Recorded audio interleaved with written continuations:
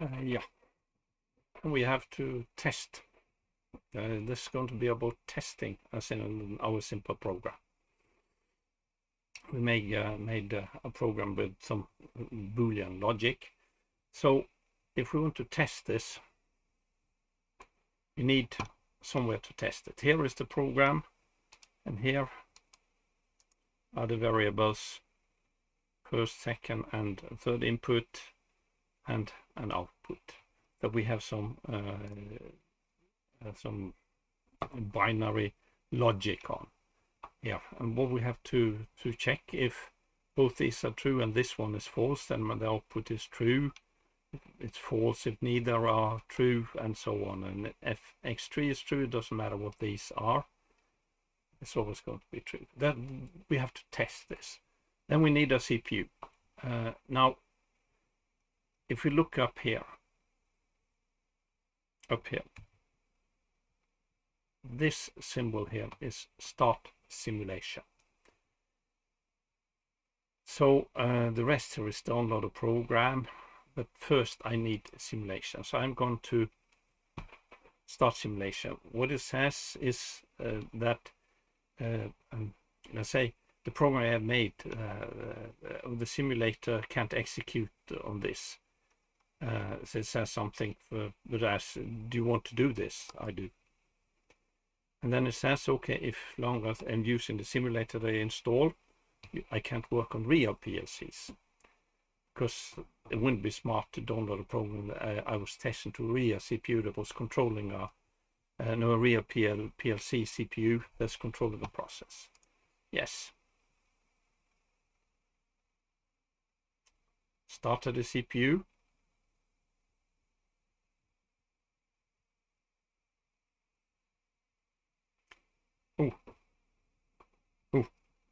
Well, what he is asking here is, how do you want to access the CPU? Well, as of now, we don't know much about the CPU, but I want to use this type of network.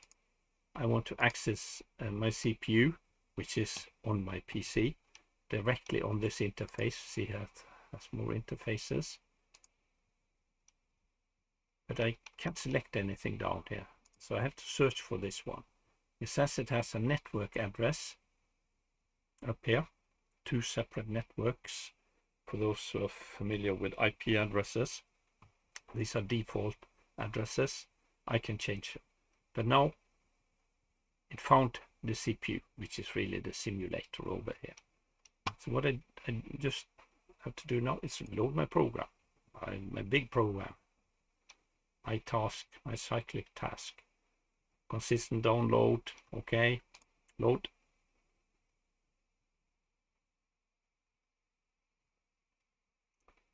So start modules, I only have a CPU.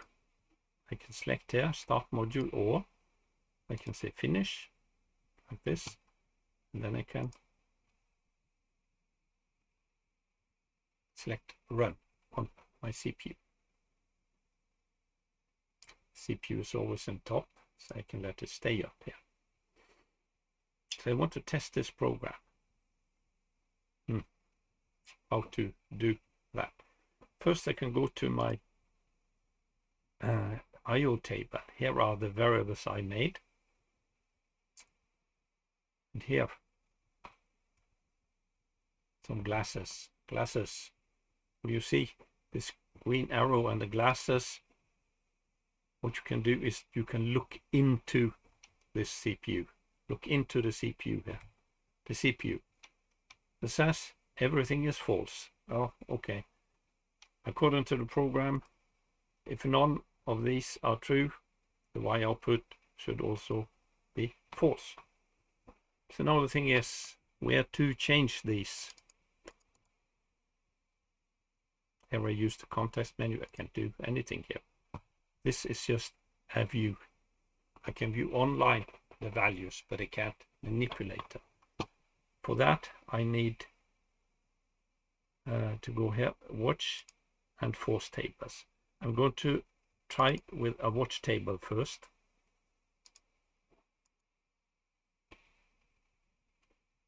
Yeah, it's called VT watch table, simple. program.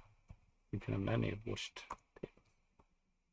Okay, it opened it for me. So what I can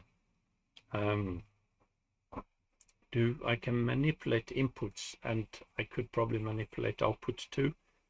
But either way, I have to look at this. So I had an input called x1, write x1 tabulator, says the address, x2 tab, x3, and then I have the y output. Here I can insert a new line, 2 slashes, in here, comments, output. This is now what it is. So if you want to be consistent here, new line. This one inserts a line after where I'm pointing. Inputs.